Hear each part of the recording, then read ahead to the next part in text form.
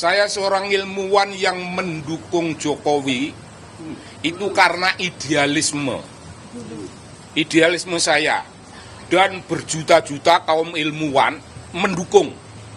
Tapi berjuta-juta itu kan tertipu. Ya biasa saja kita tertipu itu nggak apa-apa. Saya menjawab atau menjelaskan? Oke, kalau menjelaskan begini dulu, Bung. Kita jangan, ini Bung Refli ini kan kawan dekat jadi banyak berguru. Jangan ada yang menulis kata termul untuk saya. Itu sangat tidak bukan soal apa, tidak menggambarkan kebenaran. Saya seorang ilmuwan yang mendukung Jokowi itu karena idealisme saya, dan berjuta-juta kaum ilmuwan mendukung. Tapi berjuta-juta itu kan tertipu. Ya biasa saja kita tertipu itu nggak apa-apa.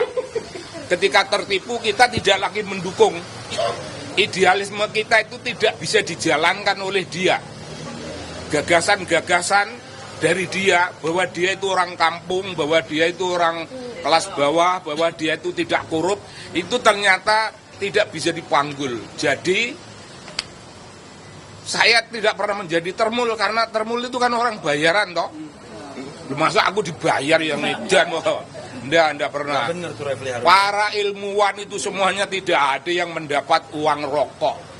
Rokok saja nggak dapat. Nah, sekarang itu deklarasi tingkat awal. Yang kedua, saya hadir di sini sebagai orang yang akan menjelaskan dunia keilmuan dalam bidang kebudayaan. Nah, yang dijelaskan itu metodologi penelitian. Itu akan saya gambarkan mulai dari datangnya inspirasi meneliti, sampai merumuskan proposal, sampai merumuskan instrumen penelitian. Instrumen penelitian ada dengan wawancara, ada dengan studi dokumen atau archive research, ada yang studi studi media. Studi media itu ada penting, itu bukan media berita pada umumnya, tapi itu kalau media menuliskan investigatif journalism atau investigatif report. Kalau report semacam itu bisa menjadi bahan penelitian. Itu spesifik. Jadi ada metode-metode yang diikuti, dan ada instrumen-instrumen yang mendukung metode itu. Itu begitu rupa sampai pada suatu pernyataan, wah data kita belum lengkap, maka kita harus melakukan, umpamanya tadi kita mulai dari wawancara, ya wawancara ulang, itu check and recheck. Kalau check and recheck itu masih juga belum menggambarkan kebenaran, itu dilakukan suatu wawancara mendalam untuk memperoleh keutuhan. Saya kira macam gitu.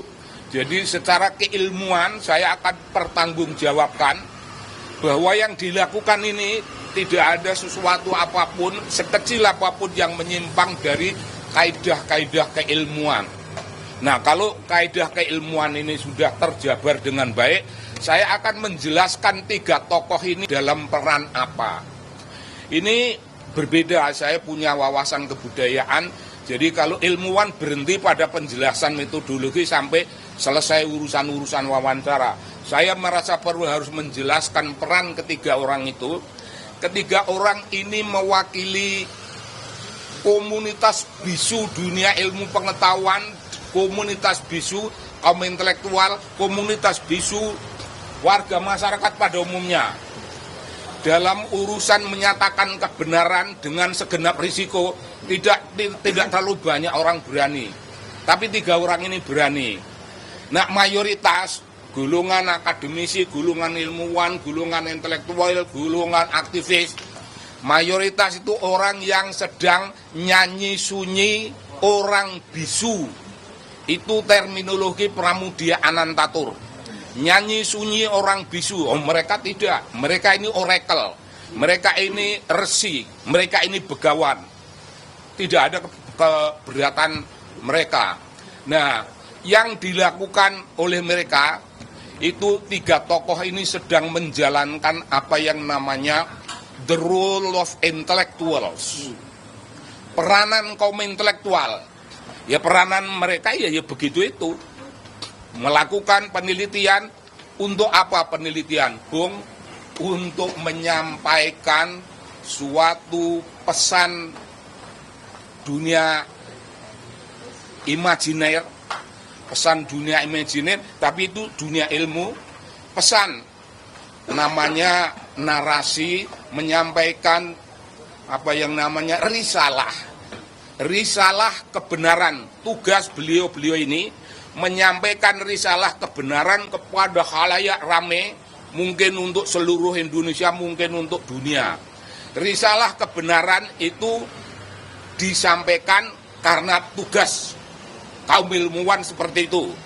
Risalah kebenaran itu mulia kalau Anda semuanya mengingat para rasul yang disebutkan arsala rasulah bil huda wa dinil haq. Rasul-rasul itu menyampaikan risalah kebenaran, itu risalah langit. Kalau risalah kebenaran yang disampaikan 3 sahabat kita ini, itu risalah ilmiah, risalah terbatas, bisa saja didebat. Nah, kalau Anda mau mendebat, debatlah pada wilayah yang namanya dunia ilmu yang tadi saya gambarkan. Dari wawancara tingkat pertama sampai akhir, aneka macam instrumen penelitian dipakai, sampai penulisan buku. Itu wilayah mereka, itu wilayah bebas perdebatan.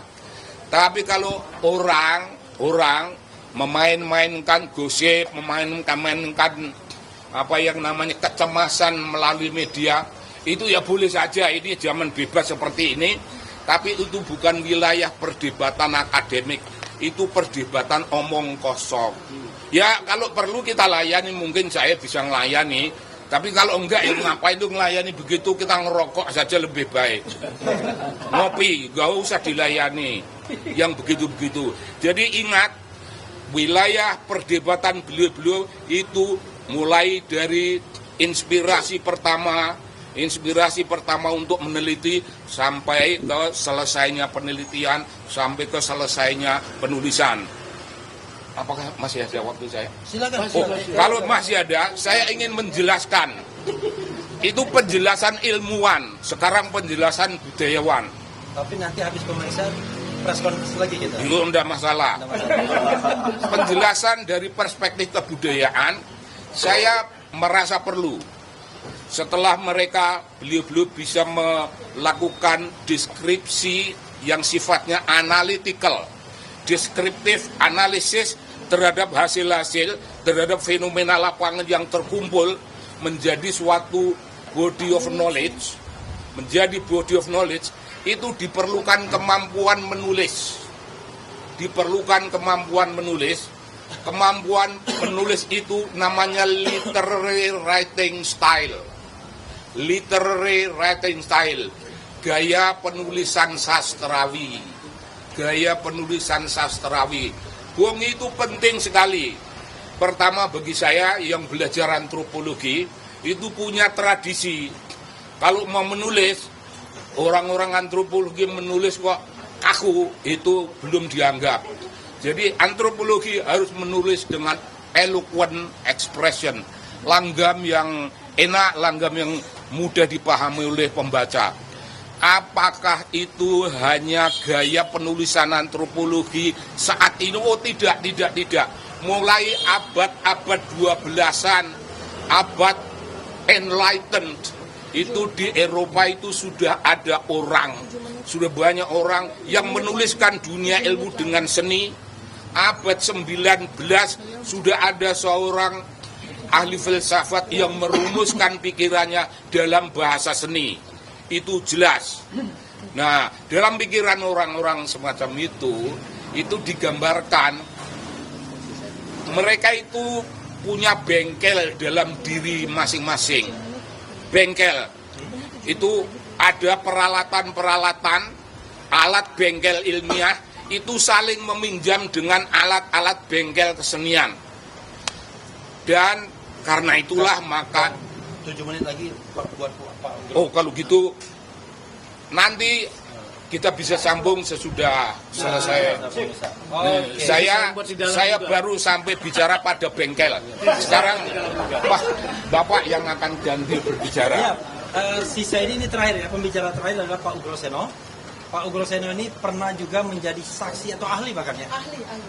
Di pengadilan Citizen Lawsuit dan menggemparkan karena menemukan fakta yang luar biasa juga. Mudah-mudahan kali ini juga menggemparkan. Silakan Pak Ugro.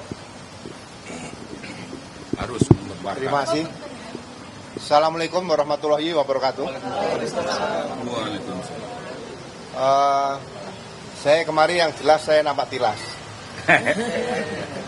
47 tahun 11 hari yang lalu, yang cukup lama, saya juga berdiri di sini dengan pangkat Letnan 2 polisi.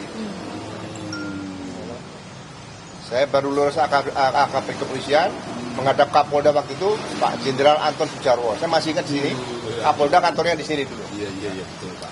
Jadi saya hadir di sini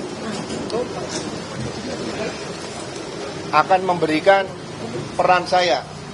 Jadi sebagai bayangkara tua, abdi negara, abdi utama dari negara dan bangsa, tidak boleh berhenti untuk mengikuti perkembangan institusinya.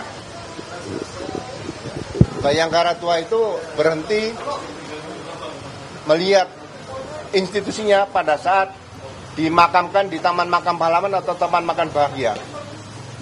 Jadi kalau kondisi Polri sekarang ini tidak kita perhatikan selama kita masih hidup, berarti kita mengingkari diri kita, Bayangkara, sebagai insan tribrata dan catur prastya.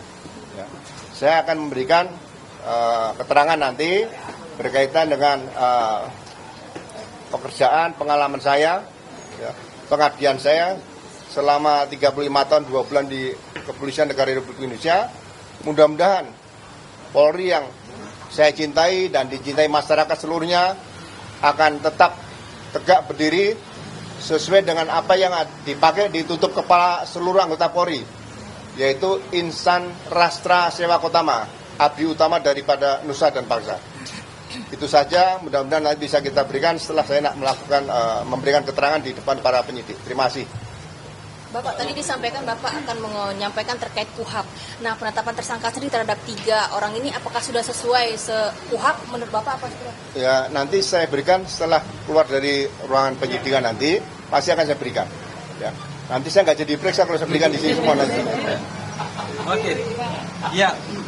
Kawan-kawan semua itu tadi keterangan sementara ya dari para ahli kita. Profesor Din Samsudin sebenarnya sudah hadir, tetapi beliau mengatakan setelah break nanti beliau akan memberikan keterangan. Termasuk juga Pak Sobari dan kemudian Jenderal Ugro. Ya, terima kasih. Wassalamualaikum warahmatullahi wabarakatuh.